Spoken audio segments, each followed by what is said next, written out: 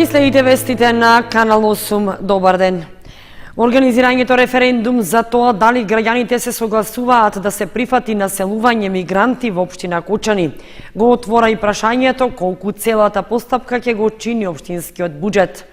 На последната седница на Советот на која се расправаше за ова, беше спомената сума од 10.000 евра, а за кои локалната самоуправа е приморана да прави ребаланс на буџетските средства. Советот на општина Кочани, слично на советите во уште неколку други градови во Македонија, донесе одлука да се организира референдум на кој граѓаните ќе се изјаснат дали се за или против населувањето мигранти на територијата на општината. Иако од подамна на границата со Грција нема бегалски бранови, прашањето се актуализира токму пред одржувањето на локалните избори во октомври. На последната седница, на која за ова прашање во жешка атмосфера се водеше расправа од околу 1,5 час, градоначалникот Димитровски, кој е иницијатор на референдумот, беше обвинет дека постапува според партиски налог за што ќе се трошат пари на граѓаните. Налогот на вашата партија во најмала рака е оставил преска на ребалански речине 500.000 денари. Тие 500.000 денари може да бидат потрошени за било што. И за култура, и за спорт, и за враќање на дело долгу, и за подобрување на јавната чистота, и за било што. Единствена добра работа е тоа што ова покажува дека вие сте веќе безидејни и дека сте истрошени и немате нови идеи за следниот период. И баш поради тие причини, искрено, лично посакувам да успеете ова да го реализирате, да и покажете на граѓаните дека освен со вакви неважни прашања со друго не можете ни да се занимавате. Градоначалникот потврди дека лично од него било побарано да се изјасни за стратегијата за интеграција на бегалци и странци, но бидејќи не можел сам да одговори на прашањето, се одлучил за него да организира референдум. При тоа призна дека резултатот од референдумот ќе нема никакво влијание врз крајната одлука што ќе биде донесена на повисоко ниво. Ова иницијатива е покрената без другите градови. Ние сами покренавме оваа иницијатива, колку да знаете. И ако граѓаните кажат тоа, не значи дека мора да биде прифатена оваа иницијатива. Да ви кажам, многу добро го кажат, ингеренциите се на владата. Владата ќе ја донесе таа стратегија без обзир што се ние произнели и не се произнели. Значи ние немаме моќ како совет, ние немаме моќ и јас како градоначалник да забраниме да се спроведе тоа. Признанието на градоначалникот дека одговорот што ќе го дадат граѓаните на референдумот ќе нема влијание врз конечниот став на владата, го поставува прашањето зошто воопшто ќе се потрошат парите од буџетот на општината за вакво изјаснување. Забелешка до Димитровски беше упатена и во врска со начинот на кој е поставено референдумското прашање, односно зошто е употребена формулацијата мигранти наместо бегалци. Значи мигранти има многу. Може да се изброиме и нашите фамилии колку се емигрантски фамилии, колку нашите членови емигрираат во другите држави. Господин Радко Димитровски, вие сте мигранти. Од Очипава сте мигрирате во Кочани. И ние немаме проблем со тоа. Ама вие по дефиниција сте мигранти. Зашо да го оставате прашањето дали сме против мигрантите? Значи, ако нешто треба се направи, треба да биде осмислено како што треба, а не само да ги испроведувате надпити кои што ги имате од вашата партија. Вие ме крстите мигрант дека сум дошол тука. Јас сум тука 40 години. Јас живеам тука. Мојата фамилија живее тука и јас сум тука во Македонија. Дали сум во село Очипала, дали сум во град Кочани, јас сум на истото место. Јас сум прошетал цела Европа и повеќе делови од светот, меѓутоа тука е моето место. На седницата на Советот беше речено дека референдумското изјаснување има единствена цел да се замаглат состојбите во општината и наместо локалната власт да одговори на вистинските прашања што ги мачат граѓаните, таа ќе троши време и пари за нешто што не постои. Референдумот на кој граѓаните од општина Кочани ќе се изјаснуваат дали се за или против населување бегалци, ќе се спроведе на 15 октомври, заедно со одржувањето на локалните избори. Членовите на Советот на општина Кочани на последната седница донесоа одлука за кофинансирање на проектот Заедничка иднина со зелени згради за реконструкција на кровот на општинската зграда. Средствата за кофинансирање на проектот во висина од 630.000 денари ќе се обезбедат од буџетот на општина Кочани за 2017. Членовите на Советот на општина Кочани на последната седница донесоа одлука за кофинансирање на проектот Заедничка иднина со зелени згради. Во информацијата доставена од секторот за планирање и развој на општина Кочани се истакнува дека е дадена согласност општина Кочани да учествува во кофинансирање на проектот Заедничка иднина со зелени згради во висина од 630.000 денари. Средствата за кофинансирање на проектот ќе се обезбедат од буџетот на општина Кочани за 2017. При аплицирање на проектот, поради надминување на буџетот предвиден за аплицирање, била изоставена замената на кровот на старата општинска зграда и се одобри финансирање без замена на кровот за истата. Источниот плански регион како водечки партнер во проектот поднесоа барање до единицата за спроведување на проектот Министерство за регионален развој на Република Бугарија за дополнување на овој проект да влезе и реконструкција на кровот на старата општинска зграда. Центарот за развој на Источниот плански регион како носител и општина Кочани како партнер го имплементираат проектот Зелени згради за заедничка зелена иднина Грин, финансиран од Интерек ИПА програмата за прекогранична соработка помеѓу Република Бугарија и Република Македонија. Договорот е склучен помеѓу Генералниот директорат за територијална соработка и управување при Министерството за регионален развој и јавни работи на Република Бугарија, во соработка со Министерството за локална самоуправа на Република Македонија, национален орган на програмата и Центар за развој на Источниот плански регион. Имплементацијата на проектот Зелени згради за заедничка зелена иднина опфаќа замена на прозорци на дворешни врати, промена на кровната конструкција, како и лифт и санитарни јазли за инвалидизирани лица во општинската зграда на Кочани. Во тек е процедурата за донесување на детелен урбанистички план за градската четврт број 17 во Кочани. По тој повод локалната самоуправа ги повикува граѓаните, здруженијата и правните лица со своји забелешки да се вклучат во јавната презентација што ќе се одржи в понеделник. Урбанистичкото уредување на една од постојните локации во Кочани веќе е ставено на хартија и како предлог им се нуди на граѓаните. Со оглед на законската процедура, закажана е јавна расправа во која можат да се вклучат сите заинтересирани страни. Своите забелешки граѓаните, здруженијата и правните лица ќе можат да ги достават в понеделник на 11 септември на јавната презентација што со почеток од 11 часот ќе се одржи во салата на Советот на општина Кочани. На презентацијата ќе бидат представени измените на деталниот урбанистички план за така наречената градска четврт 17, што се наоѓа на локацијата на старата индустријска зона, започнувајќи од некогашниот дрвно-индустријски комбинат Борис Кидрич, па се до стопанскиот двор на поранешната фабрика за хартија во близина на влезот на Средното општинско училиште Гошо Викентиев. Измените во планот се однесуваат за периодот од 2017-2022 година и во него се опфатени вкупно 24 парцели на површина од околу 46,5 хектари, што се наменети за стопанска дејност. Планот, што го изработи проектантската фирма Билд од Скопје, може да се погледне на огласната табла пред влезот на зградата на општина Кочани, како и на веб страницата на општината.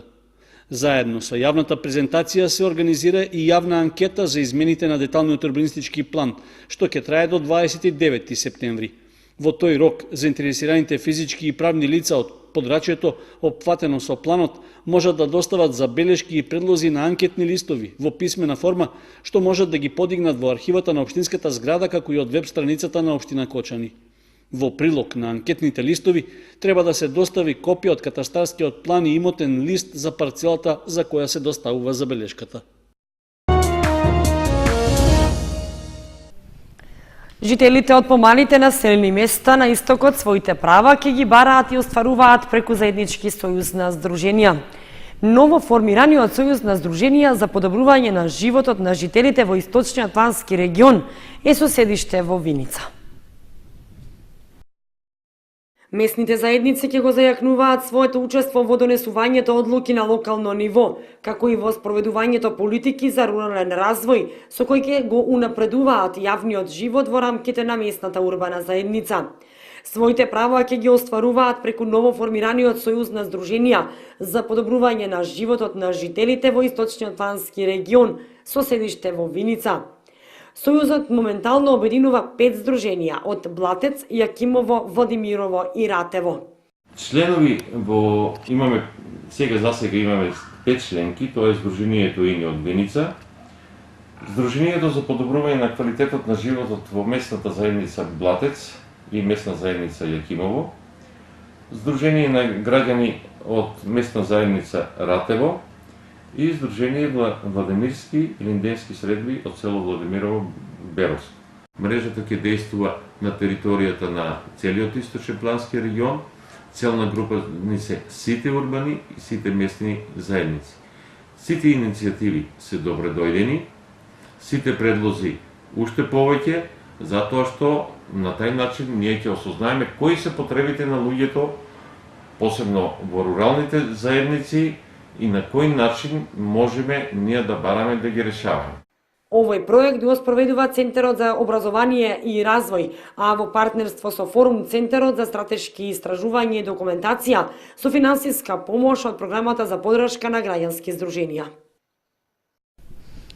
Делегации од општина Кочани, Советот на општината, Сојузот на борците од Народно-ослободителната војна и политички партии положија свежо цвеќе на спомениците во Кочани по повод 7 септември, денот на ослободувањето на Кочани, и 8 септември, денот на независноста на Република Македонија. Свежо цвеќе на споменикот на слободата и на спомен бистите на правоборците Љупчо Сантов и Раде Кратовче во паркот на Револуцијата положија представници од општина Кочани, членови на раководството од Сојузот на борци од Народно-ослободителната војна и општинската организација на СДСМ Кочани по повод 7 септември, денот на ослободувањето на Кочани, и 8 септември, денот на независноста на Република Македонија. По повод 7 септември, денот на ослободувањето на Кочани, и 8 септември, денот на независноста на Република Македонија, делегација од општина Кочани, како и делегација од Сојузот на борците од Народно-ослободителната војна, ќе положат свежо цвеќе на споменикот на слободата овде, а потоа и на спомен бистите на правоборците Љупчо Сантов и Раде Кратовче во паркот на Револуцијата. Можеме да забележиме дека имаме представници од политичка партија кои исто така ќе положат свежо цвеќе на споменикот на слободата. Представниците од Сојузот на борци од Народно-ослободителната војна раскажуваат за нападот во Кочани, кога на 17 септември 1944 година е формирана 14-та македонска младинска ударна бригада Димитар Влахов, која што веднаш по формирањето го напаѓа градот Кочани и успева да заземе неколку места. Денес за Кочани и за Македонија е двоен празник. Денес е ослободување на градот Кочани, а уште утре и ден на независноста и суверенитетот на Македонија. По тој повод полагаме свежо цвеќе на споменикот на слободата, Лукубија, а потоа и на во паркот спомен бистите на правоборците Љупчо Сантов и Раде Кратовче. Денот на независноста во Македонија, 8 септември, е државен празник и ја означува сувереноста, независноста и самостојноста на Македонија и македонскиот народ. На 8 септември 1991 година, убедливо мнозинство, 95% од граѓаните што излегоа на референдумот, позитивно се изјаснија за самостојна држава. Петок, 8 септември, е неработен ден за сите граѓани на Република Македонија.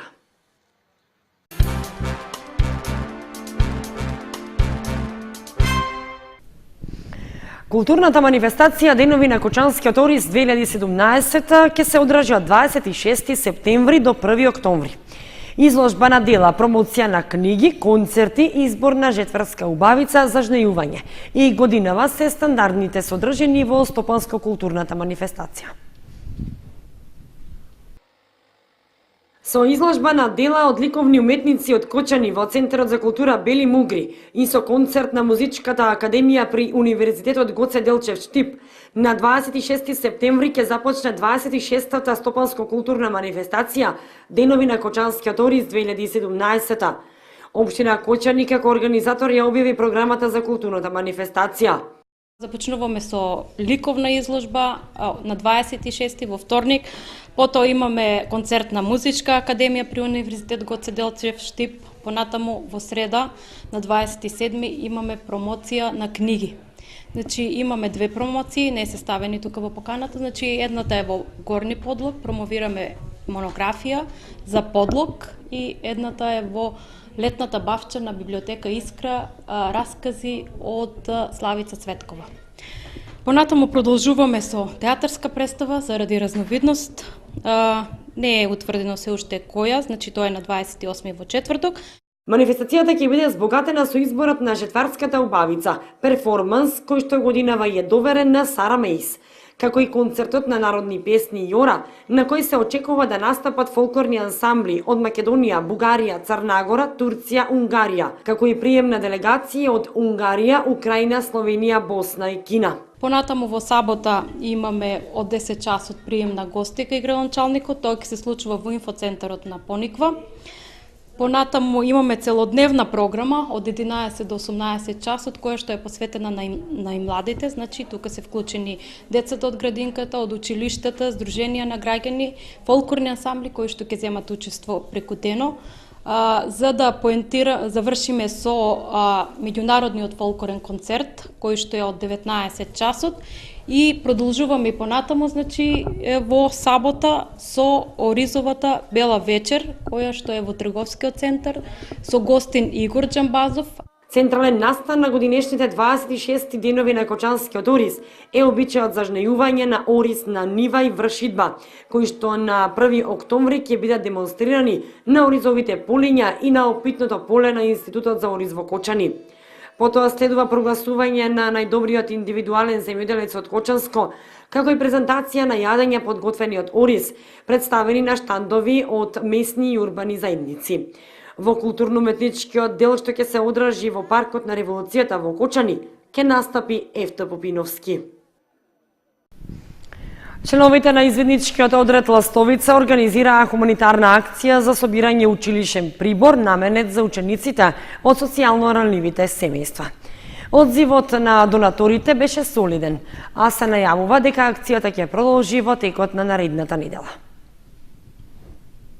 Над 60 училишни ранци, тетратки, блокчиња, прибори и друга опрема потребна за следење на наставниот процес собраат членовите на изведничкиот одред Ластовица од Кочани на хуманитарната акција што символично е нарекува "Мрдни со прст за училишен прибор".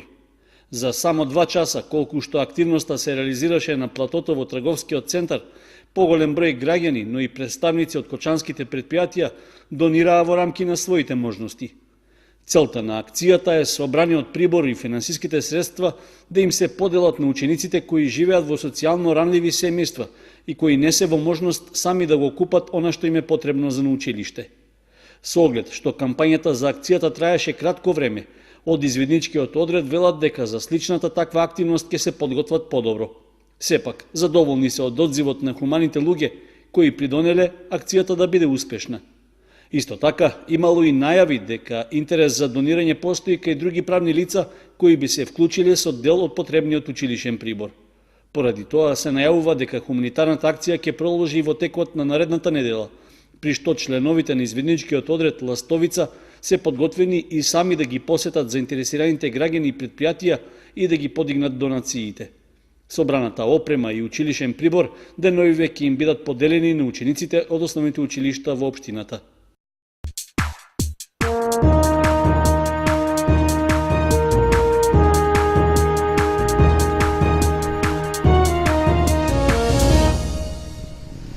Следува информацијата од спортот.